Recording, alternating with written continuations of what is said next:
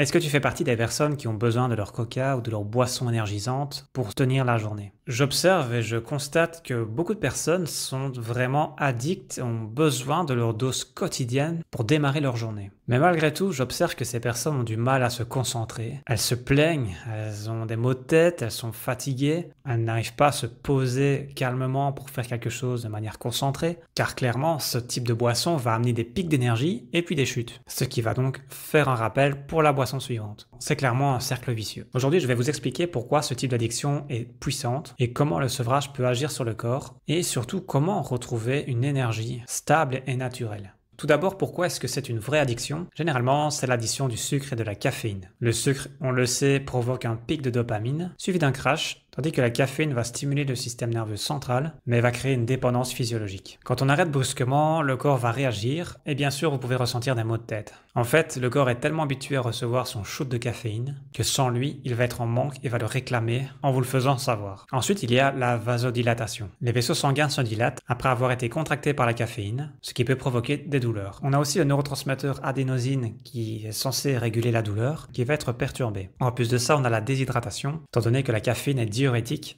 donc on va perdre de l'eau et des minéraux, ce qui va accentuer le mal de tête. Il faut aussi se méfier des boissons énergétiques qui contiennent beaucoup de taurine, de guarana ou des doses massives de caféine. La clé, c'est de réduire progressivement, ne surtout pas vouloir arrêter du jour au lendemain. Buvez plus d'eau, dormez mieux et soutenez votre corps avec des compléments si besoin. Magnésium, vitamine B, oméga 3 sont des exemples de base qui généralement sont nécessaires à la plupart des personnes. Personnellement, de mon côté, ça fait plus de 10 ans que je refuse de boire ce type de boisson. Je refuse de boire des sodas de type Coca et je n'ai jamais bu un seul café concret de ma vie. Maintenant, il m'arrive depuis cette année de boire de temps en temps une boisson de type Buddy, si vous connaissez, une boisson énergétique bio avec des éléments naturels et qui contient un petit peu de caféine. Alors, j'ai testé pour voir si j'avais vraiment un impact et comme je ne bois, eh bien oui, ça me donnait un petit coup de boost avant ma séance de sport. C'est parfois bien sympa quand je suis un peu mou après une journée de sédentarité. Mais voilà, je ne veux pas en faire une habitude. Je veux être capable de m'écouter, de faire ce qu'il faut pour avoir de l'énergie naturellement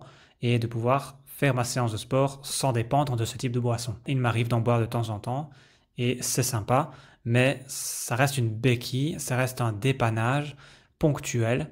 Et c'est pour moi très important de vraiment rester à l'écoute de mon corps. Tout ça fait partie d'un mode de vie, d'une hygiène de vie. Je pars du principe que plutôt que de chercher une solution rapide et artificielle, eh bien, j'ai toujours préféré optimiser mon énergie au mieux avec un bon sommeil, avec des habitudes de vie et alimentaires qui me conviennent. Bien entendu, je prends des compléments, mais ça reste des choses de base qui sont reconnues comme nécessaires. En tous les cas, même si je suis toujours un peu pointé du doigt parce que au travail, je suis quasiment le seul à ne pas boire de café toutes les 2 heures, et généralement, j'ai une énergie très stable. Je n'ai pas besoin de grignoter du sucre, je n'ai pas besoin de boire quoi que ce soit de particulier.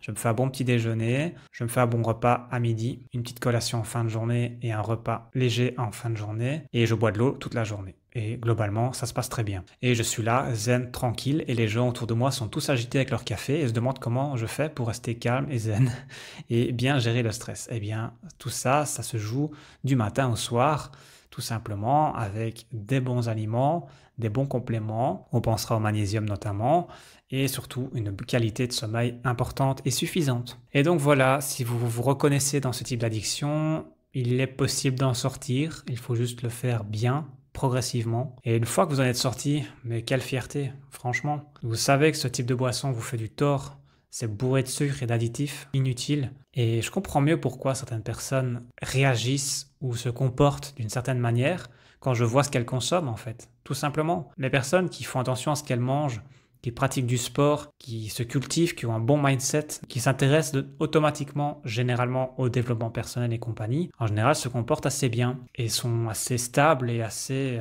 fréquentables. Et à côté de ça, on a les personnes qui mangent n'importe quoi, qui boivent n'importe quoi, qui sont complètement déréglés avec leur sommeil. C'est compliqué pour eux, c'est compliqué de stabiliser tout ça en fait. Et donc, leur humeur vont être impactées, leur discussion, leur choix, leur prise de décision, toute leur vie, au final, leur quotidien va être impacté par ces petites actions quotidiennes. Donc ça peut paraître bête, les gens ne se font pas toujours le lien, et je peux le comprendre, hein, c'est pas toujours évident, surtout quand on est dans cette situation-là, avec un espèce de brouillard mental constant. Mais voilà, c'est comme ça que ça se passe.